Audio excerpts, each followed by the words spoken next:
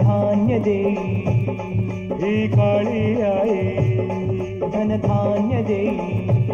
जोडते मनाची नाती आमची माती, आमची माणसं, आमची माती, आमची माणसं, आमची माती, आमची माणसं, आमची माती, आमची माणसं, आमची माती, आमची माणसं.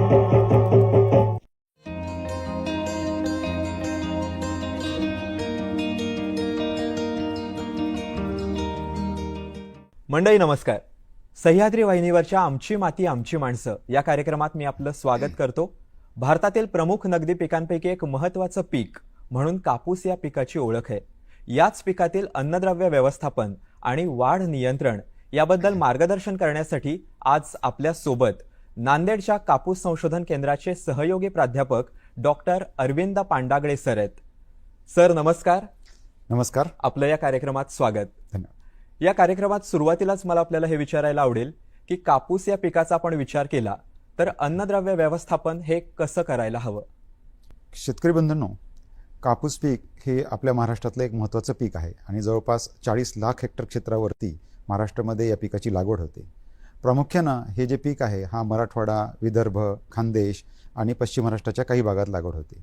आणि एवढ्या मोठ्या प्रमाणावर या पिकाची लागवड करीत असताना पिकाच्या वाढीचं किंवा उत्पादनाचं नियोजन करत असताना पिकाचं अन्नद्रव्यांचं व्यवस्थापन करणं किंवा त्याचं पोषण करणं हे अतिशय महत्त्वाची बाब येते. मग हे करत असताना सरासरी आमचे शेतकरी बंधू रासायनिक खतं किती टाकायचं याचाच विचार करतात. परंतु अन्नद्रव्यांचं एकंदरीत पोषण करणं म्हणजेच त्याच्यामध्ये आपल्याला एक त्याचं सेंद्रिय खतांचा वापर करायला पाहिजे. दुसरं त्याच्यासोबत आजच्या घडीला सेंद्रिय खत आम्ही असं सांगत असतो की कोरडवाहू परिस्थितीमध्ये 5 टन प्रति हेक्टर किंवा बागायती असेल तर 10 टन प्रति हेक्टर सेंद्रिय खतं, शेणखत किंवा कंपोस्ट खत टाका, किंवा जर गांडूळ खत उपलब्ध असेल तर 2.5 टन गांडूळ खत टाका. परंतु आजची परिस्थिती अशी नाही आहे की सेंद्रिय खतं एवढ्या मोठ्या प्रमाणात उपलब्ध आहेत. मग याला पर्याय ही हिरवळीची खतं आहेत. मग हिरवळीची खतं घ्यायची असतील तर आपल्याला कपाशीच्या आधीच्या हंगामामध्ये हिरवळीचं खत घ्यावं लागेल आणि आधीच हंगाम आपण चुकू देण्यासाठी आमचे शेतकरी बंधू तयार नाहीत.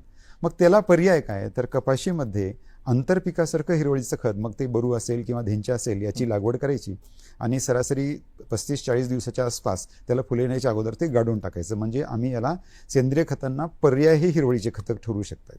या 2 बाबी येतात. तिसरा बाब येतो की जीवाणू संवर्धक. ही बाब खूप छोटीशी आहे परंतु खूप मोठा आपल्याला त्याच्यापासून फायदा देणारी आहे. की जीवाणू संवर्धक जी आहेत, ॲझोटोबॅक्टर, स्फुरदविद्रव्य करणारे जीवाणू आणि पालाश मोबिलाइज करणारे किंवा वहन करून देणारे जीवाणू, यांचं प्रमाण अगदी 6 मिली प्रति किलोग्राम म्हणजेच 3 मिली प्रति कपाशीची बॅग एवढं त्याचं प्रमाण आहे. त्याच्यावरचा खर्च कदाचित एका बॅगसाठी 3 ते 5 रुपये येतो. परंतु त्याचा फायदा काय होतो की त्याच्यामुळं सरासरी 10 ते 30 किलो नत्र स्थिरीकरण केलं जातं आणि याच पद्धतीनं स्फुरद आणि पालाश उपलब्ध आणि वहन करून दिलं जातं. एकंदरीत 500 रुपयाच्या जवळपासचा फायदा हे 3 रुपये करून देतात. फक्त हे करायचं कधी असतं? लागवड करताना.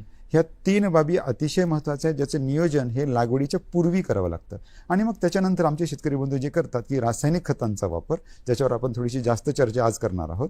आणि त्याच्यामध्ये प्रमुख बाबी येतात की खतांची मात्रा किती द्यायच्या, त्याची विभागणी कशी करायची, ते टाकण्याची पद्धत काय आणि कोणत्या वेळेला टाकायचं, कसं टाकायचं, जिथं आम्ही आज आमचे शेतकरी चुकतायत. बरोबर. सर, आता आपण खतांच्या मात्रांचा उल्लेख केलात. जर आपण बीटी कापूस पिकाचा विचार केला तर यामध्ये शिफारसीनुसार रासायनिक खतांच्या ज्या मात्रा आहेत त्या कशा पद्धतीनं द्यायला हव्यात? बीटी कपाशीच्या बाबतीत मागच्या जवळपास 22-23 वर्षापासून राज्यामध्ये बीटी प्रकाराच्या कपाशीची लागवड होती आहे. आणि त्याच्यासाठी हे जे प्रमुख 3 भाग आहेत राज्यामध्ये, त्याच्यामध्ये मराठवाडा, विदर्भ आणि खानदेश जे आहेत, मग या भागांमध्ये जी काही कृषी विद्यापीठं कार्यरत आहेत, मग तसं परभणी, अकोला आणि राहुरी कृषी विद्यापीठांनी याच्या ज्या मात्रा शिफारस केल्यात त्या अशा आहेत की मराठवाड्यामध्ये कोरडवाहूच्या बाबतीत मात्रा ही 120 किलोग्राम नत्र, 60 किलोग्राम स्फुरद आणि 60 किलोग्राम पालाश असेल. बागायतीसाठीची ही मात्रा आहे 150, 75, 75.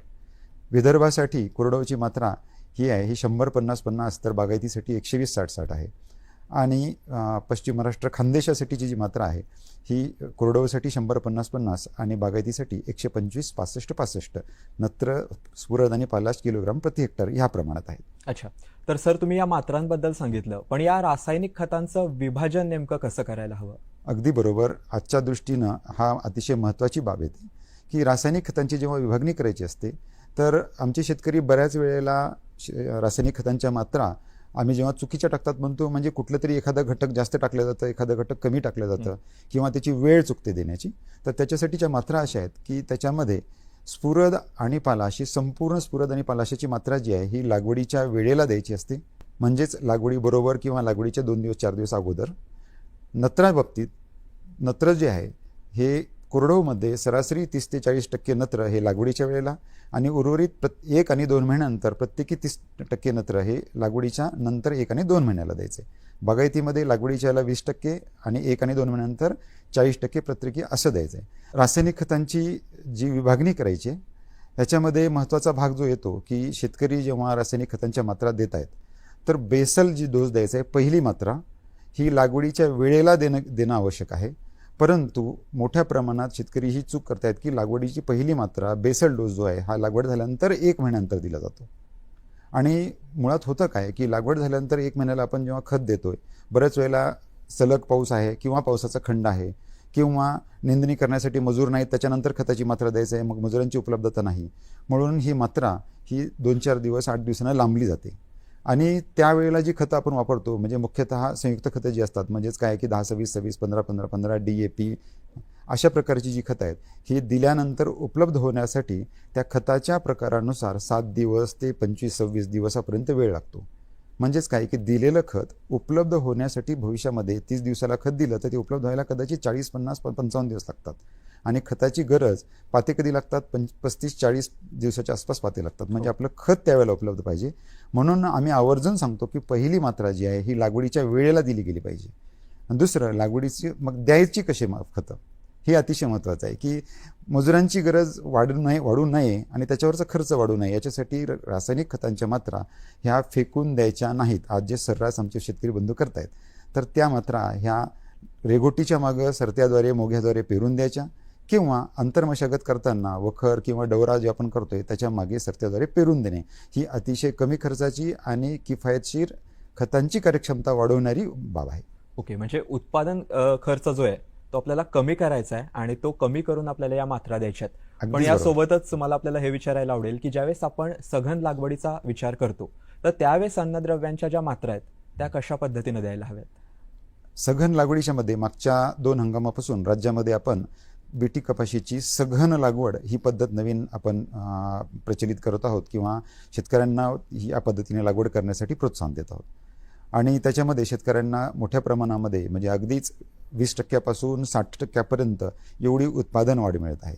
मग नक्कीच की उत्पादन जर वाढ होत असेल आणि सघन लागवड म्हणजेच बियाण्याचं प्रमाण किंवा रोपांची संख्या वाढवते म्हणजे एकंदरीत पिकाची त्या ठिकाणी वाढ जास्त होत आहे तर मग त्याला त्यानुसार अन्नद्रव्यांचं पोषण देखील जास्त दिलं गेलं पाहिजे उत्पादन जर जास्त होत असेल तर. मग त्याच्यासाठी सरासरी मूळ मात्रेच्या 25% आपल्याला स्फुरद आणि पालाशीची मात्रा वाढवायची आहे. परंतु या ठिकाणी नत्राची मात्रा मात्र वाढवायची नाही आहे.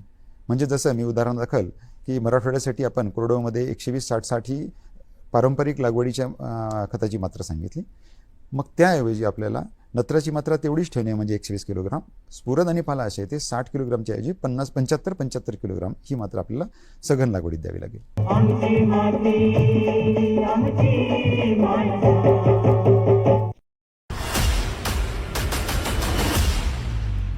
क्रीडा विश्वातील ताज्या घडामोडींवर आधारित कार्यक्रम क्रीडांगण.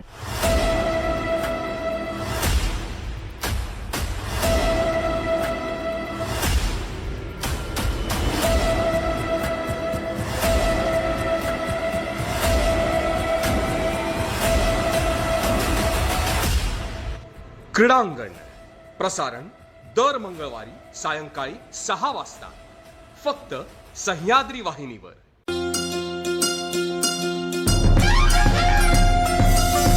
महाराष्ट्राची रसना जपते नवीन वाटा अनवट स्वाद. अनवट स्वाद लोकल ते ग्लोबल चविष्ट खाद्यपदार्थांची लज्जतदार आणि स्वादिष्ट यात्रा, सोबत उत्कृष्ट आणि अनुभवी मार्गदर्शक. त्या वाटांवर खाद्य संस्कृती मना मनाला घाली साध कशी कोठ अनवट स्वाद प्रसारण दर सोमवार आणि मंगळवारी सकाळी 11:30 आणि सायंकाळी 4 वाजता दूरदर्शनच्या सह्याद्री वाहिनीवर. अनवट स्वाद. सह्याद्री वाहिनीच्या YouTube चॅनलवर आणि फेसबुक पेजवरही हे प्रसारण आपल्यासाठी उपलब्ध आहे.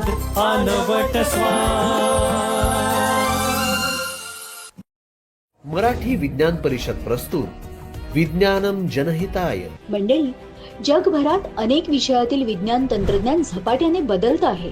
शेती, उद्योग, पर्यावरण, अंतराळ, वैद्यकशास्त्र, शरीर विज्ञान, कृत्रिम बुद्धिमत्ता अशा असंख्य क्षेत्रात नवनवीन संशोधनाचे वारे वाहत आहेत. विज्ञानाचं, तंत्रज्ञानाचं नवीन जग जाणून घेण्यासाठी पाहत रहा विज्ञानम जनहिताय. प्रसारण दर शनिवारी रात्री 9 वाजता आणि पुनःप्रसारण दर रविवारी सकाळी 9:30 वाजता फक्त आपल्या सह्याद्री वाहिनीवर. आमची माती आमची माणसं.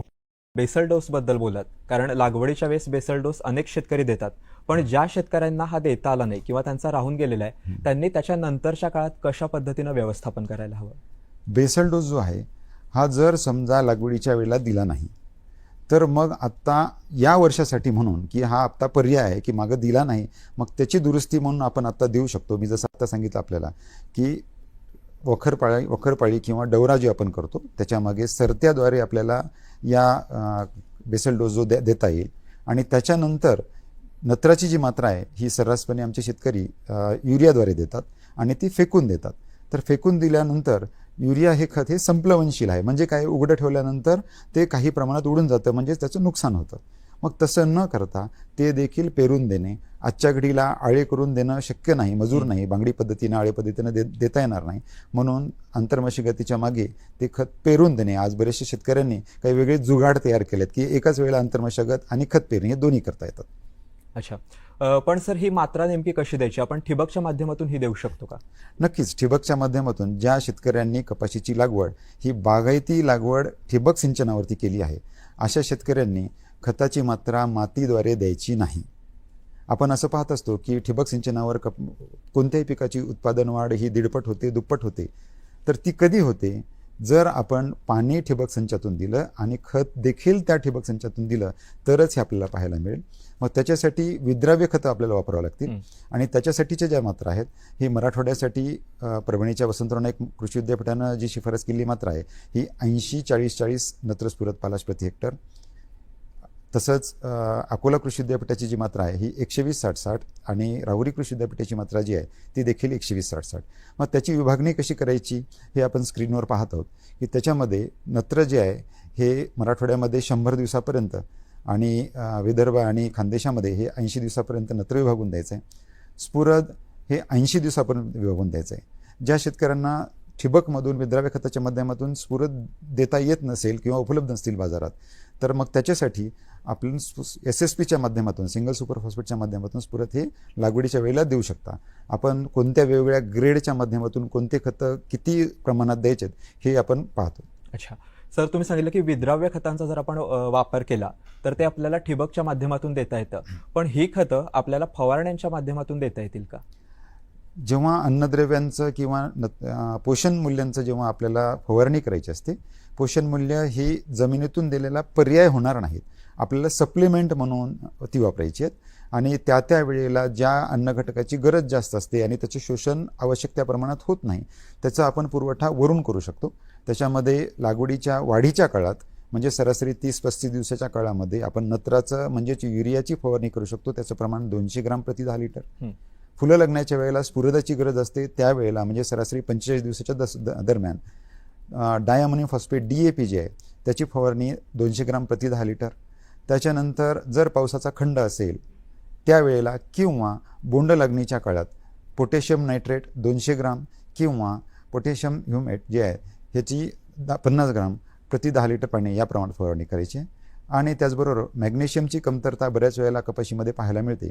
त्याच्यासाठी मॅग्नेशियमची जी फवारणी आहे ही पाते लागणे ते फुले लागण्याच्या दरम्यान एकदा आणि बोंड लागण्याच्या काळात एकदा 20 ग्राम प्रति 10 लिटर या प्रमाणात आपण मॅग्नेशियमची फवारणी करावी.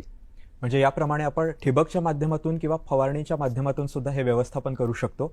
पण यासोबतच सर, ज्यावेळेस आपल्याला सूक्ष्म अन्नद्रव्यांचा वापर करायचा आहे तर त्याच्या नेमका मात्रा काय आहेत आणि त्या कशा द्यायच्या? सूक्ष्म अन्नद्रव्य हे लागतात अतिशय कमी प्रमाणात, परंतु सूक्ष्म अन्नद्रव्यांची जर कमतरता असेल तर पिकाची वाढ आणि उत्पादन समाधानकारक होत नाही. त्याच्यामुळं आपल्या जमिनीचं, आपल्या मातीचं परीक्षण करणं हे जास्त महत्त्वाचं आहे. आणि त्यामध्ये मग ज्या घटकाचे प्रमाण आपल्याला कमी आढळून आलं आहे त्याची आपल्याला त्या ठिकाणी त्या खताची मात्रा आपल्याला द्यावी लागेल. याच्यामध्ये जर आपल्याकडे जस्ताची कमतरता आढळून आली असेल, सल्फेट जे आहे हे 20 किलोग्राम प्रति हेक्टर, मॅग्नेशियम जे आहे त्याची आपल्याला द्यावी लागेल 20 किलोग्राम प्रति हेक्टर या प्रमाणामध्ये. बोरॉनची जर कमतरता आढळून आली असेल तर बोरॅक्स 5 किलोग्राम प्रति हेक्टर या प्रमाणात द्यायचं आहे. आणि सल्फर जर कमी असेल तर तेही 20 किलोग्राम प्रति हेक्टर या प्रमाणात आपल्याला द्यावं लागेल. परंतु एक काळजी इथे घ्यायची आहे की प्रमुख जे अन्नघटक आहेत NPK, नत्र, स्फुरद, पालास याच्यासोबत हे सूक्ष्म अन्नद्रव्य मिसळून द्यायची नाहीत. अच्छा, तर ही एक महत्त्वाची आपल्याला काळजी घ्यावी लागेल की जी सूक्ष्म अन्नद्रव्य आहेत ती आपल्याला इतर घटकांसोबत मिसळून द्यायची नाहीत. सर, आपण अन्नद्रव्यांबद्दल बोललो, पण आणखीन एक महत्त्वाचा घटक येतो तो म्हणजे कापसातील वाढ नियंत्रण. तर हे नेमकं कसं करायला हवं? आज घडीपासून पुढे कपाशी हे पीक वाढीला लागतंय आणि बऱ्याच वेळेला असं होतं की सुरुवातीच्या काळात नत्रयुक्त घटकांचं, युरियाचं प्रमाण वापर हे जास्त जर झाला तर नंतर पीक हे खूप मोठ्या प्रमाणात वाढीला लागतं. आणि त्याच्यानंतर मग सरासरी 2-2.5 महिने झाले की मग पीक अगदीच 4-5 फुटाच्या पुढे जातं. आणि आमच्या शेतकरी बंधूंना मग मध्ये आंतरमशागत करता येत नाही किंवा मध्ये जर काही कीड व्यवस्थापनासाठी फवारणीचं काही गरज असेल तरी मध्ये जाता येत नाही, करता येत नाही. मग त्याच्यासाठीचं नियोजन आपण आत्ताच करणं आवश्यक आहे. विशेषतः मागच्या 3-4 वर्षापासून आपण पाहतोय की सघन कापूस लागवडीमध्ये कपाशीची वाढ कमी केली किंवा थांबवली तर त्याचा फायदा आपल्याला उत्पादनामध्ये मिळतोय. म्हणजेच काय की अवास्तव व कायिक वाढ जर आपण थांबवली तर ती जी काही झाडाची एनर्जी आहे ही एनर्जी पाते, फुलं आणि बोंड म्हणजेच काय की आपल्याला जे फळ लागणार आहे त्याच्याकडं आपण ती वळवत आहोत आणि त्या माध्यमातून उत्पादन जास्त होत आहे. मग त्याच्यासाठी करायचं काय? तर याच्यामध्ये आम्ही तुम्हाला 2 पर्याय सांगू शकतो. एक, ज्या शेतकऱ्यांकडे मजुरांची उपलब्धता आहे किंवा घरची माणसं स्वतः शेतात काम करणार आहेत त्यांच्यासाठी पिकाची जे काही वाढ फांद्या असतील त्या कापणे आणि शेंडा कट करणे. दुसरा पर्याय, ज्यांच्याकडे मजूर उपलब्ध नाहीत, घरची माणसं काम करणारे नाही आहेत उपलब्ध, अशासाठी मग रसायनांचा वापर करणे. याच्यामध्ये मेपिक्वॅट क्लोराईड नावाचं वाढ रोधक आहे ज्याच्यामुळे पिकाची वाढ थांबते. त्याची फवारणी करायची आहे. सरासरी 2 वेळेला याची फवारणी करावी लागते. पहिली अवस्था येते पाती लागण्याची अवस्था, सरासरी 40 दिवसाच्या आसपास. तेव्हा त्याचं प्रमाण असेल 200 मिली प्रति एकर याप्रमाणे. आणि त्याच्यानंतर 15 दिवसांनी दुसरी फवारणी करायची, त्यावेळेला त्याचं प्रमाण असेल 250 मिली प्रति एकर. एक काळजी घ्यायची, याची फवारणी करत असताना जमिनीमध्ये ओल असताना फवारणी करायची. जर ओल नसेल तर एक 2-4 दिवस आपण पाऊस येण्याची वाट पाहू शकतो. कधी कधी खूप चांगली परिस्थिती आहे आणि हलकासा योग्य पाऊस पडतोय आणि पिकाची जर वाढ जास्तच होत असेल तर क्वचित प्रसंगी 2-4 वर्षात एखाद्या वेळेला तिसरी फवारणी करण्याची गरज पडू शकते. तेव्हा दुसरी आणि तिसरी फवारणी कधी करायची? मग याचा निर्णय कसा ठरवायचा? तर पिकाचे वरचे 5 कांडे जे असतात त्याची जर एकूण लांबी ही 20 सेंटीमीटर म्हणजे 8 इंच झाली त्यावेळेला मेपिक्वॅट क्लोराईडची फवारणी करायची. दुसरी आणि तिसऱ्या फवारणीसाठीची गरज, शक्यतो तिसऱ्या फवारणीची गरज पडत नाही. हा एक आपल्याला की मेपिक्वॅट क्लोराईड वाढ रोधकाचा वापर करून करणे. आमची माती आमची माणसं. नमस्कार. पितांबरी प्रस्तुत उद्योजकांची बाराखडी या कार्यक्रमात मी अरुंधती भालेराव आपलं स्वागत करते. संघर्ष, संधी आणि सिद्धी जाणून घेऊया यशस्वी उद्योजकांच्या कथा, त्यांच्या शब्दात. स्वप्न बघा, मेहनत करा आणि यशस्वी व्हा. जाणून घेऊया उद्योग जगतातील यशाचं गुपित थेट त्यांच्या शब्दात. मराठी उद्योजकांचे प्रेरणादायी प्रवास पाहायला विसरू नका. दूरदर्शनच्या सह्याद्री वाहिनीवर दर शनिवारी रात्री 8:30 वाजता. पितांबरी प्रस्तुत उद्योजकांची बाराखडी. प्रस्तुत करता पितांबरी. पितांबरी अभिनव उत्पादने, वारसा अभिनवतेचा, विश्वास ग्राहकांचा. म्हणतात ना, आरोग्यम धनसंपदा, म्हणजेच आरोग्य हीच खरी संपत्ती. तेव्हा जाणून घेऊया आपल्या आरोग्याशी निगडीत समस्या आणि त्यावरील तज्ञ डॉक्टरांचा सल्ला. पण कुठे? तर आपल्या आवडत्या कार्यक्रमात, ज्याचं नाव आहे आरोग्य संपदा. तर बघायला विसरू नका आरोग्य संपदा, प्रत्येक बुधवार आणि शनिवार दुपारी 12 वाजता. पुन्हा प्रसारण रात्री 11 वाजता, फक्त आपल्या सह्याद्री वाहिनीवर. जाणून घेऊया आपल्या जवळपास घडणाऱ्या घटनांचं विश्लेषण, त्यामागील असणारी वास्तविकता, तसंच विविध विषयांवरील तज्ज्ञ मंडळींची मतं, फक्त आपल्या हॅलो सह्याद्री या कार्यक्रमात. प्रत्येक सोमवार आणि शुक्रवार दुपारी 12 वाजता आणि पुन्हा प्रसारण रात्री 11 वाजता, फक्त आपल्या सह्याद्री वाहिनीवर. Lights, sound, camera, action.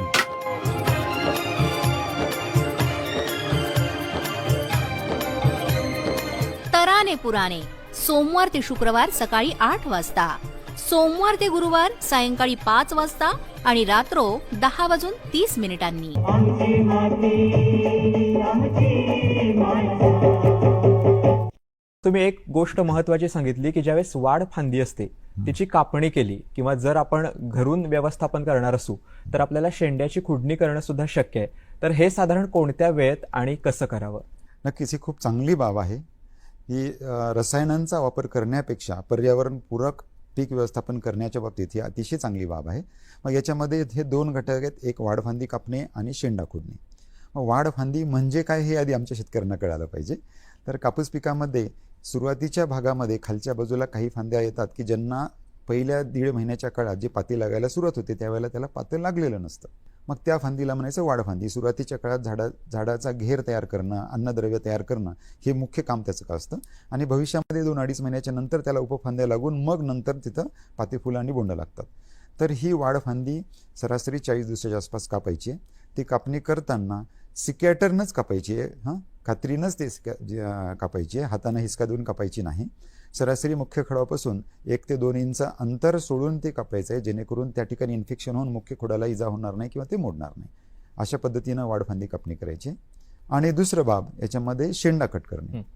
तर शेंडा कट करण्यासाठी सरासरी सघन लागवड जर असेल म्हणजे 3x1 किंवा 3x अर्ध्या फुटावर ज्या शेतकऱ्यांनी लागवड केली त्यांच्यासाठीचे हे 2 पर्याय आहेत. एकतर मेपिकॅटचा वापर करा किंवा वाढफांदी कापणे आणि शेंडा कट करणे हा पर्याय करा. मग शेंडा कट करताना सघन लागवडीमध्ये सरासरी 75-80 दिवसाच्या आसपास वरचा शेंडा कट करायचा आहे आणि ज्यांची नियमित अंतरावरची रेग्युलर अंतरावरती जी लागवड आहे त्यांनी सरासरी 100 दिवसाच्या आसपास किंवा पिकाची उंची 5 फूट झाली अशा अवस्थेत आपल्याला शेंडा कट करावा लागतो. मग हे शेंडा कट करताना कसं करायचा? सरासरी वरचे 2 ते 3 इंचाचा जो शेंडा आहे तो हातानं मोडता येतो. इथे सिकॅटरची गरज नाही, हातानं तोडता येतो. सरासरी 1 ते 2 मजुरांमध्ये 1 एकराचं काम होऊन जातं. त्याला फार जास्त खर्च लागत नाही. परंतु त्याच्यामुळं असं आढळून आलं आहे की प्रति हेक्टरी सरासरी 80 किलो ते 1 क्विंटलपर्यंत उत्पादन वाढ होते. म्हणजेच 500 ते 700 रुपयामध्ये तुम्हाला 1 क्विंटल किंवा 80 किलोपर्यंत उत्पादन वाढ मिळते. अच्छा, तर हे व्यवस्थापन खूप महत्त्वाचं आहे. आणि तुम्ही सांगितलं की जर वाढ फांदी कापायची असेल तर त्यासाठी आपल्याला चांगल्या उपकरणांचा वापर करणं सुद्धा गरजेचं आहे, नाहीतर आपल्या पिकाला थोडीशी हानी पोहोचू शकते.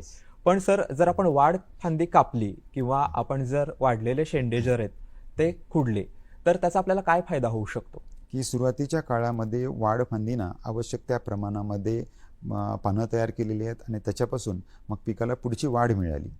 आता याच्या पुढे त्या ठिकाणी सुरुवातीच्या काळात जर आपल्याला फळ लागणार नसेल तर ती वाढ फांदी पुढे 4 फूटच्या आसपास वाढत जाते आणि मग त्याच्यावरती जी काही एनर्जी वाढीमध्ये चालली ती जर वाढफांदी आपण कट केली तर ती एनर्जी आपल्याला फळफांद्या ज्या असतात ज्या ठिकाणी फळं लागणार आहेत त्या फळफांद्यांकडे ती एनर्जी किंवा ते अन्न डायव्हर्ट करता येतं आणि जेणेकरून त्या ठिकाणी फळांचा आकार वाढेल, फळांची संख्या काही प्रमाणात वाढेल आणि सगळ्यात महत्त्वाचं पीक लवकर वेचणीला येतं. हे झालं वाढफांदी कापण्याचं. दुसरं तसंच शेंडा खुडण्यामध्ये देखील की शेवटच्या काळामध्ये ज्या वेळेला आपण पाहत असतो की शेंड्याच्या वरच्या बाजूला जे काही 1-2 फळफांद्या असतात अगदी वरच्या टोक्याच्या त्याच्यावरती जी काही फळं लागतात ते व्यवस्थित त्यांचं पोषण होत नाही, त्याचा आकार वाढत नाही. बऱ्याच वेळेला असं पाहायला मिळतं की ते व्यवस्थित उमलत देखील नाही, त्यातून कपाशी व्यवस्थित मिळत नाही.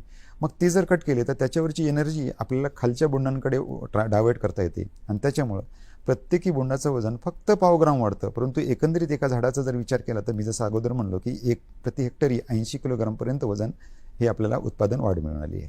अच्छा, तर सर, आपण अन्नद्रव्य व्यवस्थापन आणि वाढ नियंत्रण याबद्दल बोललो, पण एकूणच कापूस पिकाच्या उत्पन्नात वाढ होण्यासाठी शेतकरी बांधवांनी काय करायला हवं? आपण जशी आता चर्चा केली की योग्य वेळेवर आपल्याला अन्नद्रव्य किंवा खतांचं व्यवस्थापन करणं आता आवश्यक आहे.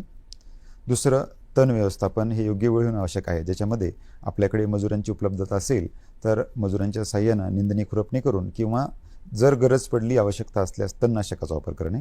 अंतर्मशागत ही अतिशय महत्त्वाची बाब झालेली आहे. मी त्याच्याबरोबर असं म्हणेल की ओलावा संवर्धन जे आहे, मूलस्थानी ओलावा संवर्धन, जेणेकरून विशेषतः कोरडवाहू लागवडीमध्ये आपल्याला जमिनीमध्ये जास्त दीर्घ काळापर्यंत ओल टिकून राहील याची व्यवस्था आपल्याला करावी लागेल. त्यासाठी वखऱ्याच्या मागे जे जानोळे आहेत त्याला दोरी किंवा पोतं बांधून सऱ्या तयार करणे, जेणेकरून जास्तीत जास्त पाणी जमिनीमध्ये मुरेल, आणि हे आपल्याला एक सरासरी 2 ते 2.5 महिन्याच्या पुढे करावं लागतं. दुसरं, इथून पुढे पिकामध्ये कीड आणि रोगाचा प्रादुर्भाव संभवत असतो. त्यासाठी योग्य वेळी कोणती किडीचा प्रादुर्भाव झाला आहे हे पाहून योग्य कीड व्यवस्थापन करणे आणि त्यामध्ये एकात्मिक कीड व्यवस्थापन पद्धतीचा अवलंब करणे, या बाबी आपल्याला इथून पुढे अवलंबाव्या लागतील.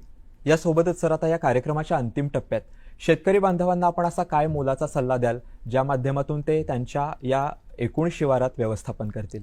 नक्कीच आजच्या जे विषयाच्या बाबतीत मी पुन्हा एकदा विनंती करेन शेतकऱ्यांना की इथून पुढच्या वर्षीसाठी बेसल डोस हा लागवडीच्या वेळेला सुरुवातीला देणे.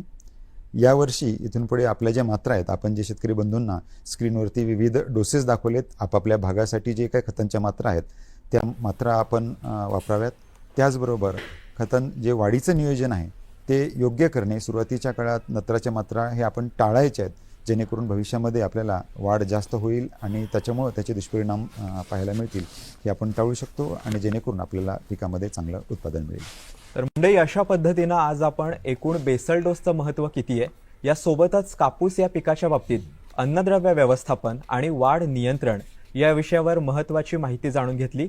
आज या कार्यक्रमात आपल्या सोबत होते नांदेडच्या कापूस संशोधन केंद्राचे सहयोगी प्राध्यापक doctor Arvind Pandagale sir. Sir, आज आपण मोलाचा वेळ दिलात आणि शेतकरी बांधवांना या विषयावर महत्त्वाचं मार्गदर्शन केलं, त्याबद्दल मी आभारी आहे. धन्यवाद. नमस्कार. धन्यवाद.